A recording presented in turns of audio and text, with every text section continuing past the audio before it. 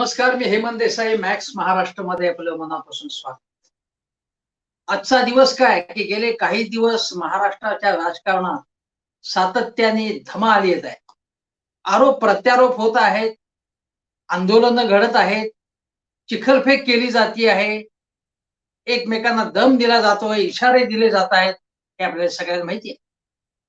चंद्रकांत दादा पाटील विरुद्ध संजय राऊत, किरीट सोमय्या विरुद्ध संजय राऊत, त्याच्या अगोदर उद्धव ठाकरेजी विरुद्ध देवेंद्रजी, अशा अनेक लढती आपण हे सरकार येऊन म्हणजे महाविकास आघाडीचं सरकार येऊन 2.25 वर्ष होऊन गेली आणि आता 2.5 वर्षाच्या दिशेने वाटचाल सुरू आहे. म्हणजे 2.5 वर्ष पूर्ण झाली की या सरकारची ज्याला म्हणतो की माध्यान्ह होईल. 50% त्यांचं जी वाटचाल आहे ती पूर्ण झाली असं म्हणता येईल. 8 दिवस, 15 दिवस, महिना, 2 महिने अशा मुदती देऊन हे सरकार पाडण्याच्या वल्गना केल्या जात होत्या. ते सरकार काही पडले. हे सरकार पडलं नाहीये, परंतु 10 मार्चला 5 राज्यातल्या निवडणुकांचे निकाल जाहीर झाले होते. हे सरकार पडेल असं म्हटलं जात होतं. चंद्रकांत दादा पाटील यांनी असा इशारा दिला होता की हे सरकार पडणार आहे म्हणून. त्यानंतर नारायण राणेंना तर सातत्याने स्वप्न पडत असतात की हे सरकार आता पडतंय. त्यांचे जे चिरंजीव आहेत दोन्ही, त्यांनाही अनेक गोष्टी त्यांच्या स्वप्नामध्ये येत असतील की हे सरकार आता नष्ट झालंय, भस्मसात झालंय, पण तसं काही अजून झालेलं नाही. आता मुख्य मुद्दा असा आहे आज की महाराष्ट्रात सध्या चाललंय तरी काय. आपण बघितलं की विधानसभेमध्ये आरोप प्रत्यारोपांची दंगल सुरू आहे. अक्षरशः ज्यावेळी एका प्रकरणामध्ये माजी मुख्यमंत्री आणि विरोधी पक्षनेते देवेंद्र फडणवीस यांना पोलिसांनी नोटीस दिली, तेव्हा त्यांनी असं सांगितलं की मला नोटीस देताय, मी माहिती बाहेर काढतोय, भ्रष्टाचार बाहेर काढतोय मी, आणि तुम्ही मलाच नोटीस देताय. त्यानंतर सगळे देवेंद्रजींचे पाठीराखे पक्षामधले हे एकत्र झाले आणि जिल्ह्यामध्ये या नोटिसांची होळी करण्यात आली. आता एखादी नोटीस जेव्हा पोलिसांची येते, तुम्ही म्हणताय की तपास यंत्रणेवरती विश्वास ठेवला पाहिजे. तपास यंत्रणेला जे काही प्रश्न विचारतील त्याची उत्तरं दिली पाहिजेत. कर नाही त्याला डर कशाला, असं देवेंद्रजी नेहमी म्हणतात.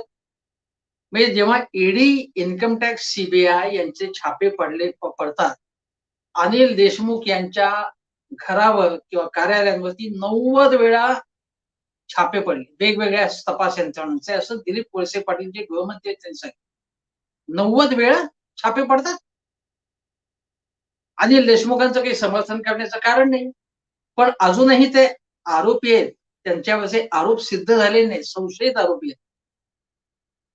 पण 90 वेळ मला माहिती नाही कधी यापूर्वी अशा टाकण्यात आले. गिनीज बुक रेकॉर्डमध्ये कदाचित हे प्रकरण जाऊ शकते, पण इतक्या वेळा त्यांच्यावर रेड पडली. त्याबद्दल जो कोणी प्रश्न विचारला की हे काय चाललंय, तर भाजपवाले किंवा देवेंद्रजी म्हणते कर नाही त्याला डर कशाला. नवाब मलिक यांना आज बातमी आहे की त्यांना जामीन देण्यास नकार दिलेला आहे. आणि मी तुम्हाला इथे सांगतो, मी निपक्षपातीपणे सांगतो की नवाब मलिक यांचा राजीनामा घ्यायला पाहिजे होता, आणि जेव्हा त्यांच्यावरचं किटाळ दूर होईल तेव्हा त्यांना परत आणता येईल. आणि जर किटाळ दूर झालं नाही तर त्यांना परत घेण्याचं कारणच नाहीये. पण त्यांचा राजीनामा घेण्याची आवश्यकता होती. पण याची दुसरी बाजू सांगतो की देवेंद्रजी कशा पद्धतीचं राजकारण करतात. ज्यावेळी ते सत्तेवरती होते, हे प्रकरण आहे ते जुनं आहे खूप प्रकरण. जुनं प्रकरण काढता येतं अशी अनेक जुनी प्रकरणं काढण्यात आलेली आहेत. अगदी बोफोर्स प्रकरणाची चौकशी सुद्धा कित्येक वर्ष पुढे चालू होती. मुंबई बॉम्बस्फोट खटला कित्येक वर्ष चालू होता. त्यामुळे जुनं प्रकरण आहे म्हणून त्याचं समर्थन करण्याचं काहीच कारण. परंतु देवेंद्र फडणवीस जेव्हा सत्तेवरती होते तेव्हा त्याने हे प्रकरण का नाही बाहेर काढलं? नवाब मलिकांना तेव्हा तुरुंगात का नाही टाकलं? हा तर प्रश्न आहे. त्यानंतर मी तुम्हाला अजून एक गोष्ट सांगतो. ज्यावेळी देवेंद्रजींनी एक पोलीस भ्रष्टाचाराबद्दल म्हणजे पोलिसांच्या बदल्यांचं रॅकेट राजकारण आणि पोलीस अधिकारी यांचं नेक्सस काय काय व्यवहार चालतात दलालांमार्फत वगैरे वगैरे असे आरोप झाले. त्याचा एक पेन ड्राईव्ह त्यांच्याकडे आहे. आणि ते त्यांनी सांगितलं, की तो पेन ड्राईव्ह मी केंद्रीय गृहसचिवांकडे देणार आहे. आणि त्यानंतर त्यांनी मागणी केली, की याची सीबीआय मार्फत चौकशी झाली पाहिजे या सगळ्या प्रकारात. दिलीप वळसे पाटलांनी असं सांगितलं, की सीआयडी चौकशी आम्ही करू. आणि मी तुम्हाला सांगतो याच्यामध्ये दिलीप वळसे पाटील हे महाराष्ट्राचे गृहमंत्री एरवी अतिशय सावध असतात. कुठे काही भानगडीत पडायला नको, कुठे काही वादात पडायला नको. आक्रमकता हा त्यांचा स्वभावच नाही. ते अतिशय अभ्यासू आणि सुसंस्कृत नेते आहेत. कार्यक्षम मंत्री राहिलेले आहेत. अनेक अर्थ खातं असेल, ऊर्जा खातं असेल, अनेक खाती त्यांनी अतिशय समर्थपणे हाताळली. विधानसभेचं अध्यक्षपद सुद्धा त्यांनी अतिशय उत्तमपणे सांभाळलं. यात शंकाच नाही. परंतु देवेंद्र फडणवीस यांच्यासारखा जेव्हा आक्रमक नेता समोर असतो आणि देवेंद्र फडणवीसांचं मी माझ्या फेसबुक पोस्टमधून सुद्धा कौतुक केलं, की आक्रमक नेते. अनेक प्रकरणं ते बाहेर काढतात. गेल्या अर्थसंकल्पीय अधिवेशनात सचिन वाझे प्रकरण, मनसुख हिरानी प्रकरण, परमबीर सिंग प्रकरण याच्यावरनं त्यांनी धमाल उडवून दिलेली होती. आणि महाविकास आघाडी सरकारला बॅकफूटला जाणं त्यावेळी भाग पडलं. विरोधी पक्षनेते म्हणून ते समर्थ आहेत, अभ्यासू आहेत, रिसर्चही करतात, ते खूप माहिती काढतात, त्यांच्याकडे माहिती खूप येते, उत्साहाने मिळवतात सुद्धा ते. त्यांचे कॉन्टॅक्ट चांगले आहेत, दिल्लीशी त्यांचा चांगला संबंध आहे. हे सगळ्या गोष्टी. अशा नेत्याला तुम्हाला उत्तर देताना तुमच्यामध्ये सुद्धा एक खमकेपणा असायला लागतो. आणि दिलीप वळसे पाटील हा खमकेपणा, रोखठोकपणा, थोडा आक्रमकपणा, थोडा जोश असा का दाखवत नाहीत, असं मला सतत वाटत होतं. पण प्रत्येक माणसाचा स्वभाव असतो, व्यक्तिमत्व असतं, त्याला धरूनच तो वागतो.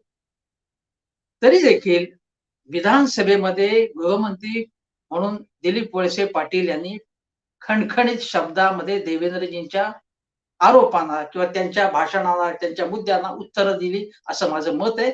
आणि म्हणून मी दिलीप वळसे पाटील यांचं इथे मनःपूर्वक अभिनंदन करतो.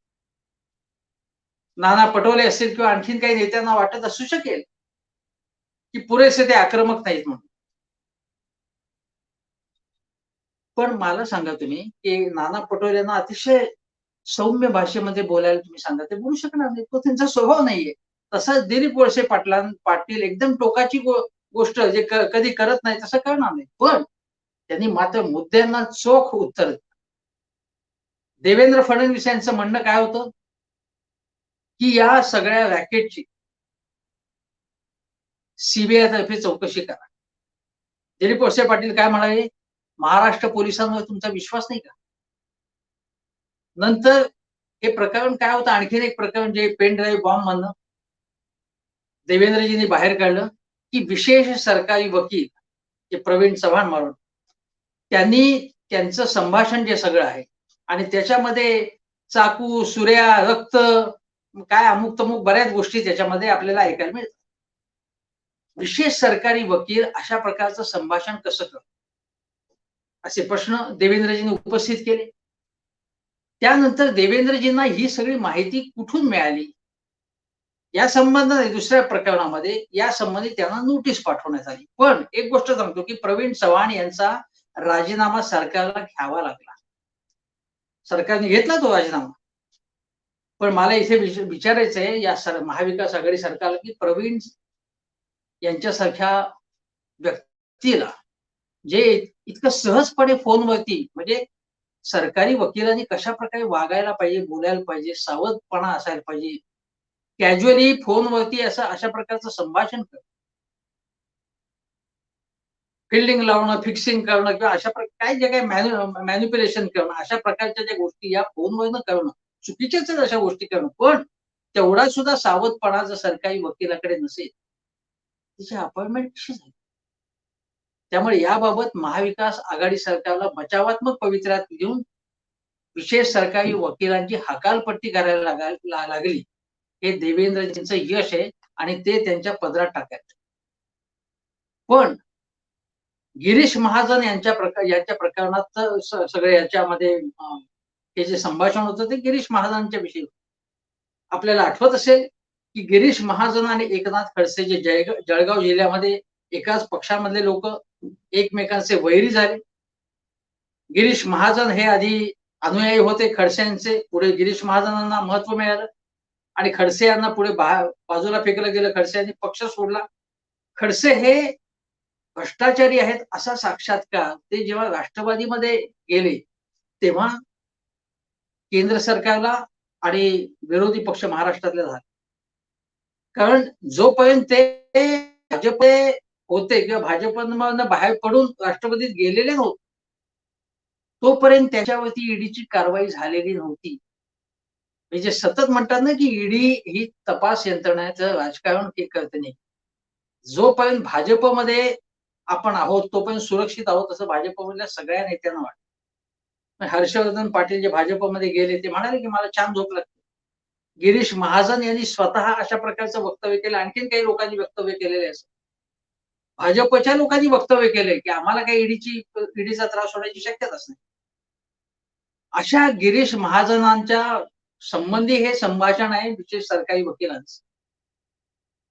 जे स्टिंग ऑपरेशन मधनं छुपा कॅमेरा लावून ते ध्वनिमुद्रित केलं त्या संबंधीच सगळ्या गोष्टी बाहेर आल्यामुळे प्रवीण चव्हाण यांना राजीनामा द्या. त्यानंतर त्याचा आणखीन बाकीचा तपशील उघडकीस आला. त्याचा इथे संबंध नाही, आपण त्याची चर्चा करणार.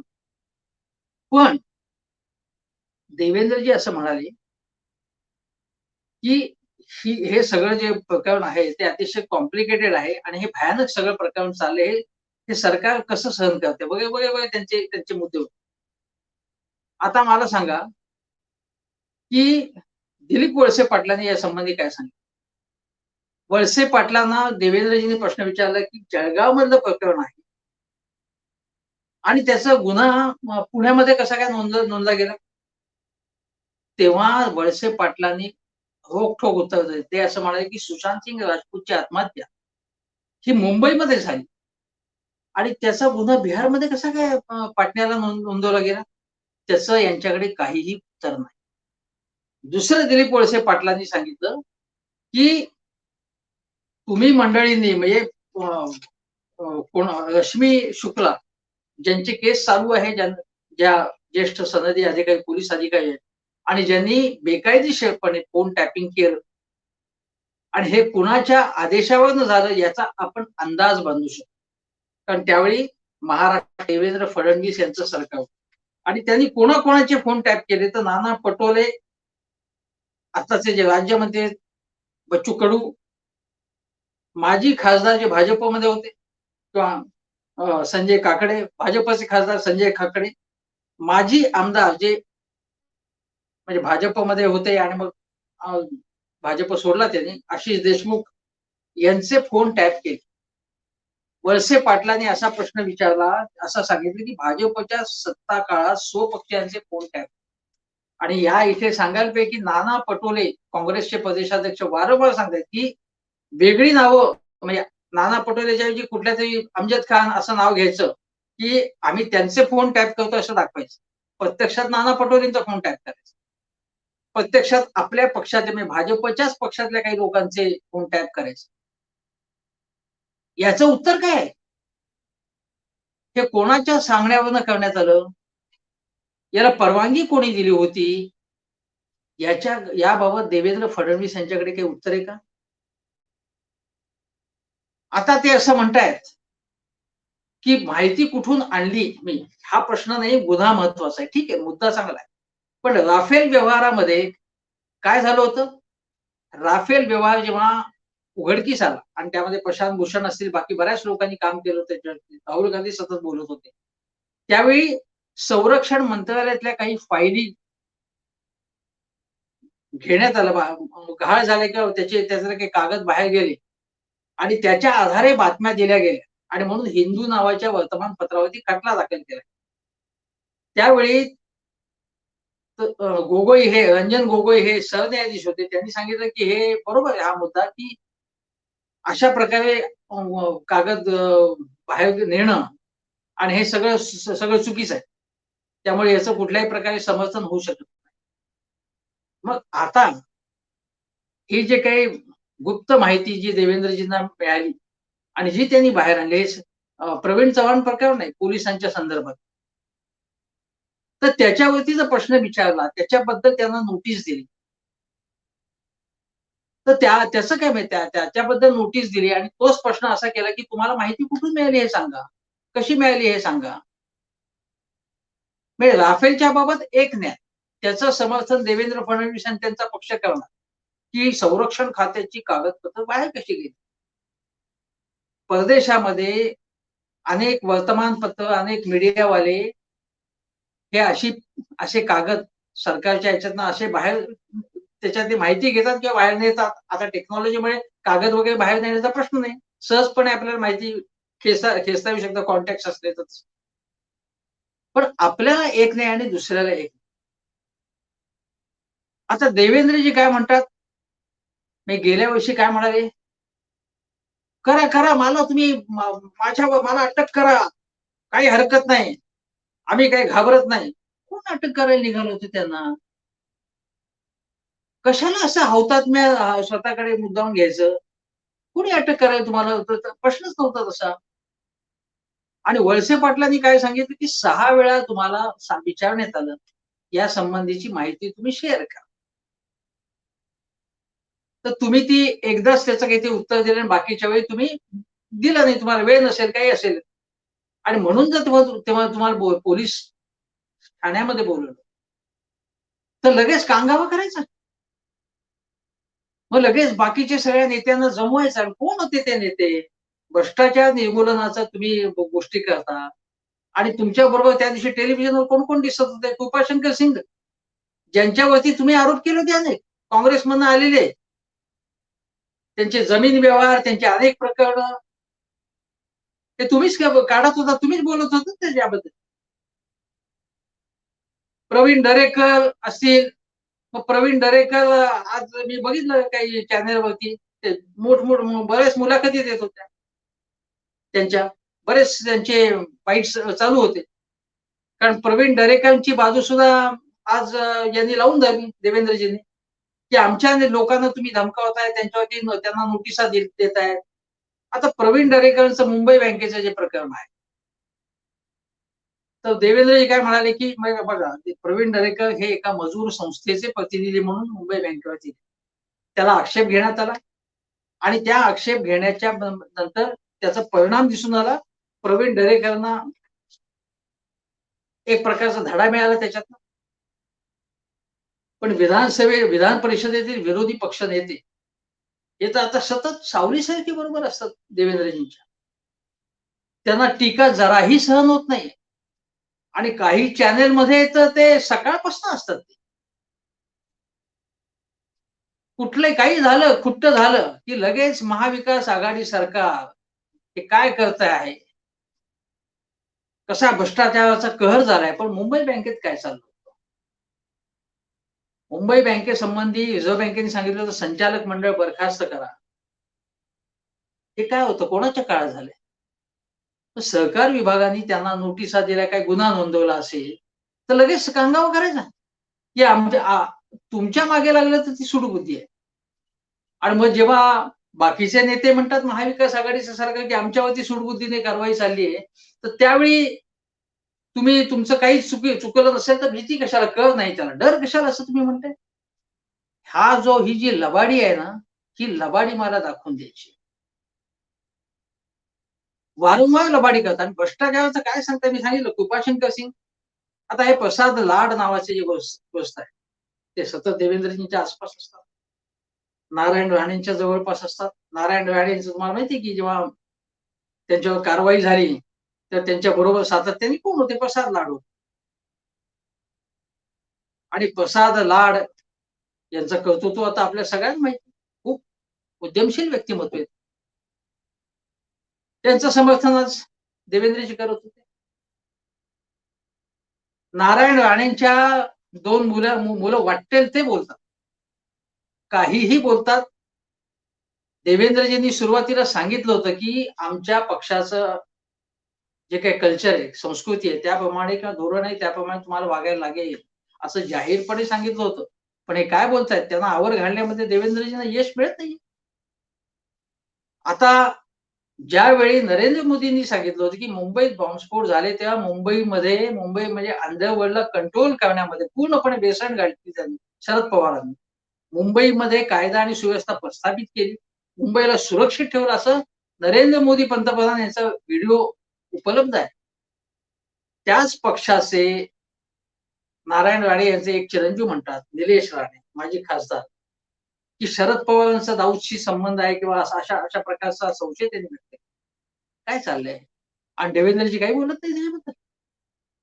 आता त्यांच्या विरुद्ध केस झाली. केस झाल्यावरती हे गृहस्थ काय म्हणाले, नारायण राणेंचे चिरंजीव, की दुसरे चिरंजीव म्हणायचे, की उद्धव ठाकरे आणि शरद पवार यांना देवेंद्रजी खिशात ठेवून चालतायत. त्यांना खिशात ठेवले ते. त्यांना असं म्हणायचं होतं, की देवेंद्रजी कुठे आणि हे कोण, यांना कोण विचारते असं. इतका उद्दामपणा. आणि देवेंद्रजी काही बोलत नाही त्याबद्दल. मला असं वाटतं की देवेंद्रजींनी याच्याबद्दल काहीतरी विचार केला पाहिजे. असे अनेक मुद्दे आहेत की जे मला इथे मुद्दा म्हणून सांगायचे. आता दुसरी गोष्ट आहे की हे आरोप प्रत्यारोप सुरू असताना आज महाराष्ट्राचे ऊर्जा मंत्री नितीन राऊत यांनी सांगितलं की शेतकऱ्यांची वीज तोडण्यात येणार नाही, 3 महिन्याची मुदतवाढ दिली आहे. आता हा प्रश्न महाराष्ट्रात महत्वाचा आहे. हा प्रश्न कोणी लावून धरला खरा? हा शेतकरी संघटनेचे, म्हणजे स्वाभिमानी शेतकरी संघटनेचे बुलंद नेते, तगडे नेते राजू शेट्टी यांनी लावून धरला. राजू शेट्टी यांनी अनेक प्रश्न लावून धरलेत, म्हणजे आता त्यांनी आंदोलन केलं. त्या आंदोलनानंतर नेते भेटायला गेले त्यांना. स्वाभिमानीचे अनेक लोक त्यांच्या बरोबर होते. पूरग्रस्तांचे प्रश्न, शेतकऱ्यांचे प्रश्न, वेगवेगळे प्रश्न त्यांनी तिथे, फक्त विजेचा नाही, बाकीचे प्रश्न, आणि विजेच्या बाबत, विजेच्या बिलांबाबत कशी लूट केली जाते. मुख्यतः शेतकऱ्यांना रात्री वीज दिली जाते आणि रात्री साप असतील, गवे असतील, जनावर असतील, कशाचाही सामना करायला लागतो शेतकऱ्याला. त्याच्या आरोग्यावरती परिणाम होतो, त्याला धोका आहे, जीवाला धोका. अशा वेळी तुम्ही वीज देता. हा प्रश्न कोणी लावून धरला? राजू शेट्टीने लावून धरला. हा प्रश्न कोणी लावून धरायला पाहिजे होता महाराष्ट्रात? प्रथम हा विरोधी पक्षाने लावून धरायला पाहिजे. इतकी आज देशात आणि विशेषतः महाराष्ट्रात सुद्धा आहे, तर इतकी महागाई असताना गरीब माणूस जगत कसा असेल? मग त्याला काही स्वस्त भाजीपाला असेल, फळं असतील, काही जीवनावश्यक वस्तू. युतीच्या काळामध्ये, युती सरकार जेव्हा होतं तेव्हा 5 जीवनावश्यक वस्तू त्यांना स्वस्तामध्ये दिल्या जातात. त्याच्या पलीकडच्या काही वस्तू आता त्यांना दिल्या पाहिजेत स्वस्तामध्ये. महाराष्ट्रात एसटीचा संप सुरू असताना तो संप मिटण्याची काही शक्यता दिसत नाही. उलट भडकावण्याची, म्हणजे त्यात काडी घालण्याचा उद्योग चालू आहे. पण विद्यार्थ्यांची जी ससेहोलपट होती आहे, परीक्षा काळामध्ये असेल, त्यांना नेणे आणण्याची सोय, काही पर्यायी सोय आपण करू शकतो का? यासाठी सगळ्या पक्षांनी एकत्र येऊन बसायला पाहिजे. हे महाराष्ट्राचे खरे प्रश्न आहेत. महाराष्ट्रामध्ये उद्योगधंदे येत आहेत, पण अजून उद्योग कसे येतील, रोजगार कसा वाढेल, हे बघितलं पाहिजे. महाराष्ट्रामध्ये महिलांवरचे हल्ले कमी करण्यासाठी काय पॉलिसी करता येईल, हे मुद्दे विरोधी पक्षांनी मांडायला पाहिजे. एकेकाळी तुम्हाला सांगतो, उद्धवराव पाटील, कृष्णराव धुळूप असतील, ते कारखानीस असतील, कितीतरी नेते, गप्र प्रधान, मोनालताई गोरे, कितीतरी विरोधी पक्षाचे नेते अतिशय प्रभावीपणे अनेक मुद्दे लोकांच्या निकडीचे, लोकांच्या जीवनाशी निगडीत असलेले मुद्दे मांडत. पण हे सरकार काय करतंय आता? हे या सरकारच्या काळात विरोधी पक्ष काय करतो?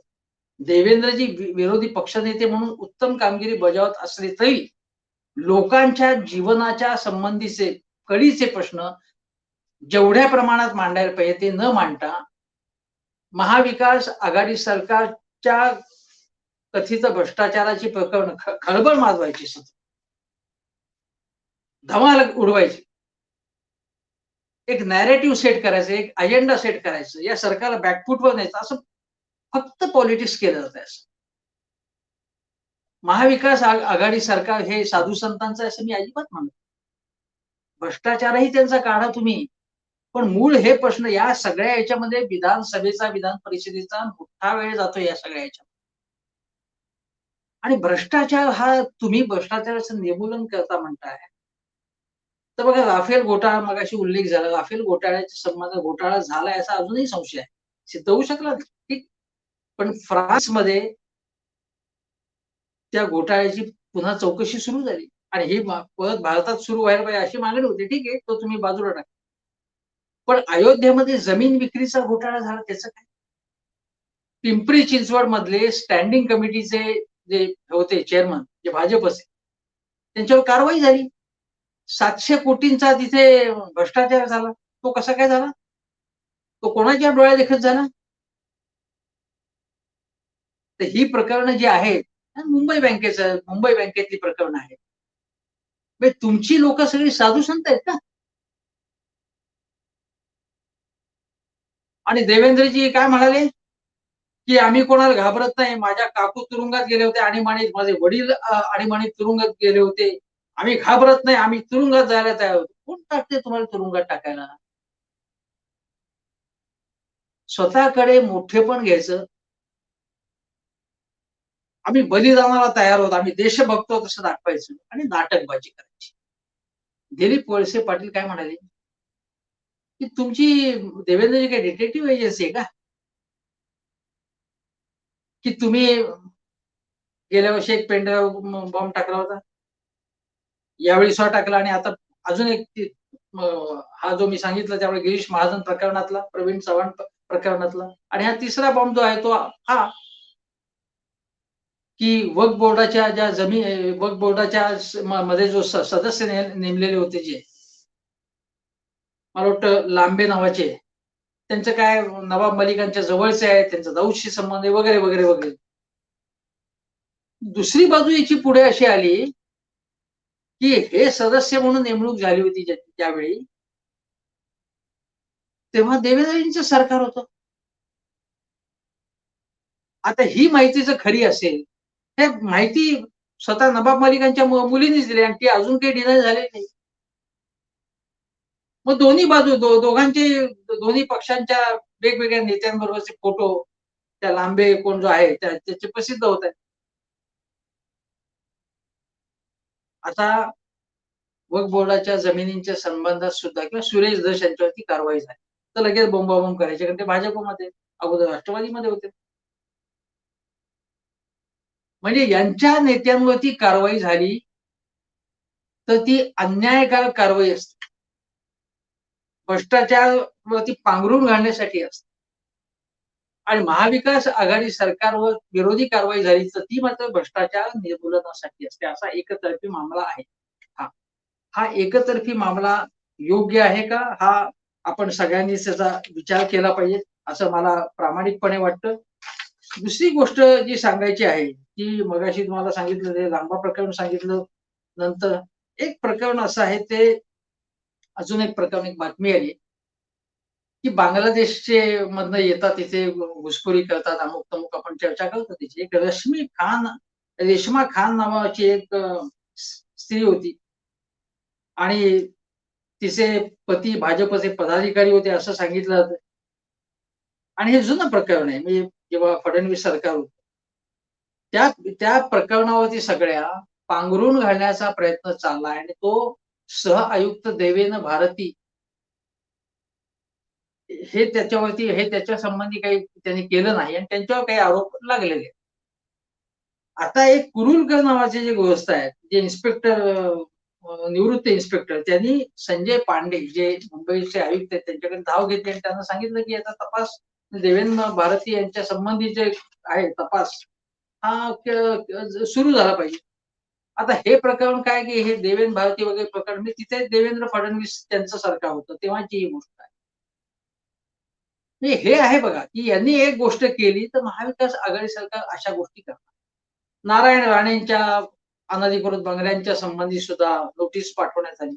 माझं असं म्हणणं आहे महाविकास आघाडी सरकारला, की तुम्ही नुसत्या नोटिसा पाठवता, तुम्हाला ठोस कारवाई का नाही करत तुम्हाला?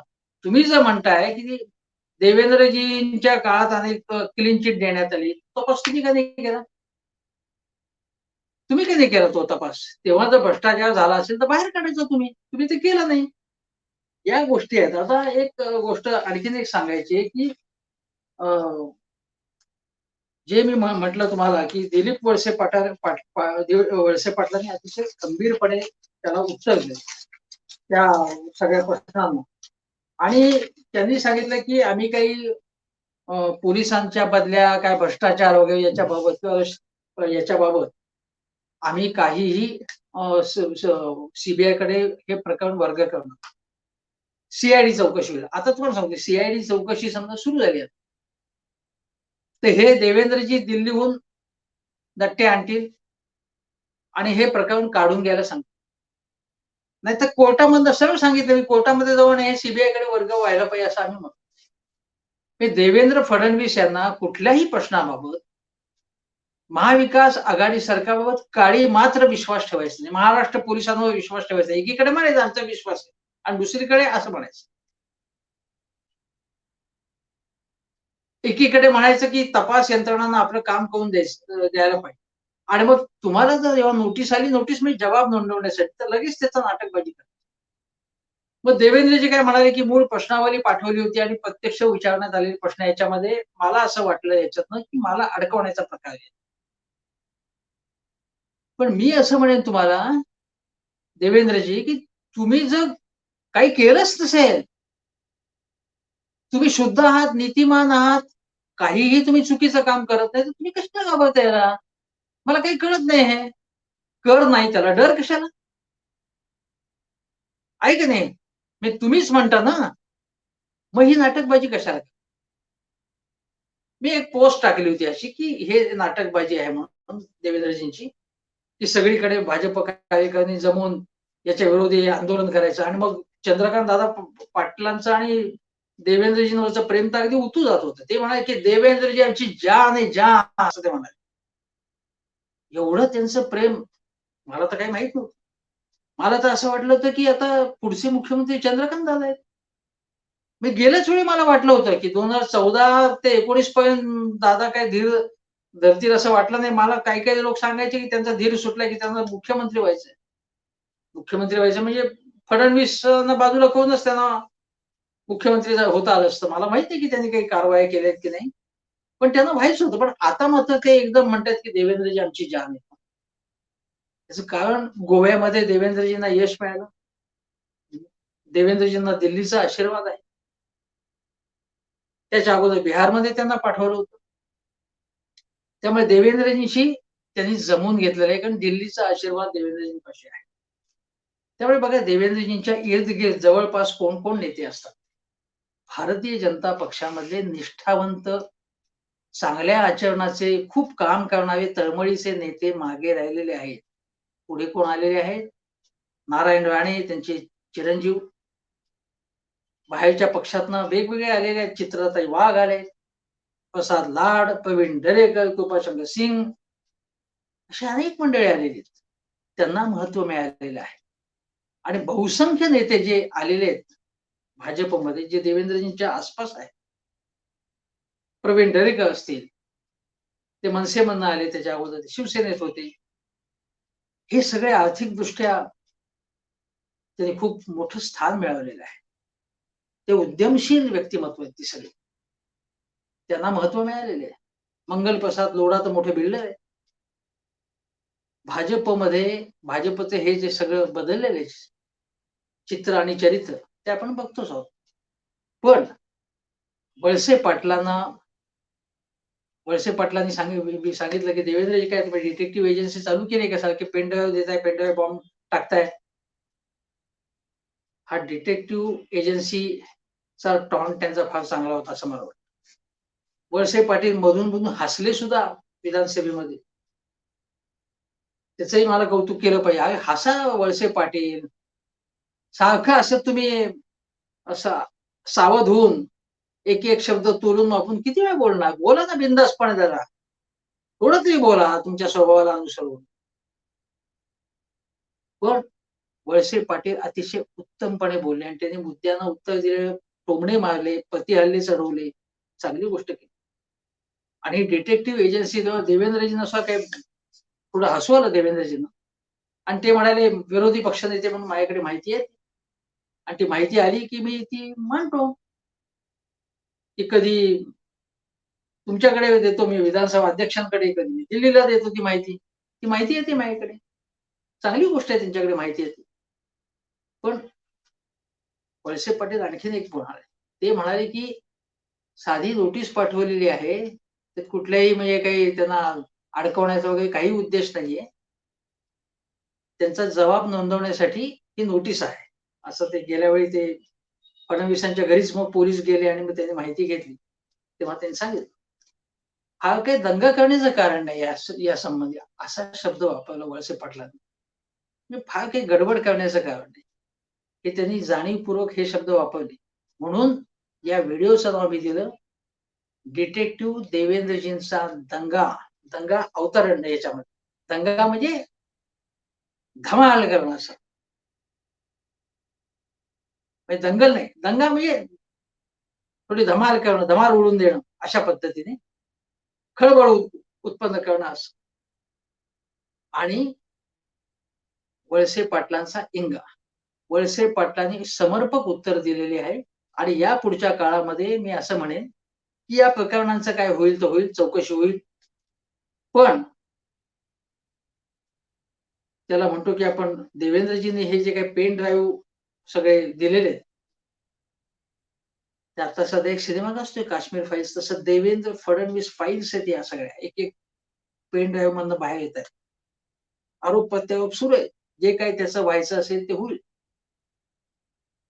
परंतु मूळ प्रश्न काय आहे? तो मूळ प्रश्न आहे, की महाराष्ट्राच्या पोलिसांवरचा विश्वास, त्यांच्यावर विश्वास ठेवणं, त्यांची विश्वासार्हता आणि ही विश्वासार्हता जपण्यासाठी देवेंद्रजी म्हणाले, की माझा महाराष्ट्र पोलिसांवर विश्वास आहे. पण काही अशी गोष्टी घडतात ते म्हणतायत. मग त्यासाठी मूळ काय गोष्ट केली पाहिजे? तर पोलिसांच्या बदल्यांच्या मधला जो हस्तक्षेप होतो, तो हस्तक्षेप न होण्यासाठी म्हणून स्वतंत्र यंत्रणेला ते काम देणं. त्यामध्ये राजकीय हस्तक्षेप थांबवणं. देवेंद्रजींच्या काळात अशी मूलगामी सुधारणा झाली का? त्यांना जर भ्रष्टाचार नको होता तर? झाली नाही. त्यावेळी सुद्धा त्या काळामध्ये फडणवीस सरकारच्या काळात ते दलाल मंडळी होती. त्यांची नावंही आली. तेव्हा काही झालं नव्हतं सर. बदल्यांमध्ये कुठलाही गैरव्यवहार झाला नव्हता तेव्हा. पुढे प्रकट नसेल झाला. वर्तमानपत्रामध्ये आलं नसेल. एक कारण असं आहे, की आता गोदी मीडियाचे दिवस आहेत आता. या बाहेरच काढत नाहीत कोणी. बघा देवेंद्रजींना सगळं मायलेज दिलं जातं सगळं. सत्ताधारी आघाडीच्या विरोधी फक्त दिलं जातं. एकच बाजू दाखवली. महाविकास आघाडी सरकारचा कथित भ्रष्टाचार भानगडी बाहेर काढल्याच पाहिजेत. ते लपवू नका, पण यांची सुद्धा लबाडी बाहेर काढली पाहिजे. ती लबाडी तेवढ्या प्रमाणामध्ये माध्यमं उजेडात आणत नाही. हा खरा प्रश्न आहे. एक्सपोज करत नाहीत. त्यांचा चेहरा काय खरा, हे एक्सपोज केलं पाहिजे. ह्यांचीही लबाडी दाखवली पाहिजे. त्यांचा भ्रष्टाचार झाला असेल तर तोही आपण एक्सपोज केला म्हणजे महाविकासचा. कोणाच्या बाजूने काही आपल्याला हे करण्यासारखं मूळ प्रश्न काय आहे? पोलिसांच्या बदल्यांमधला भ्रष्टाचार कमी होण्यासाठी नवं धोरण आखण्यासाठी ना देवेंद्र फडणवीसांनी प्रयत्न केले, ना महाविकास आघाडी सरकार प्रयत्न करते. ती सुधारणा केव्हा होणार? नाहीतर ही प्रकरणं घडतच जातील. आणि दुसरी गोष्ट आहे, की बेकायदेशीरपणे फोन टॅप करणं हा गुन्हा आहे. हा गुन्हा कोणाच्या कारकिर्दीत कुठल्या सरकारच्या काळात झाला होता?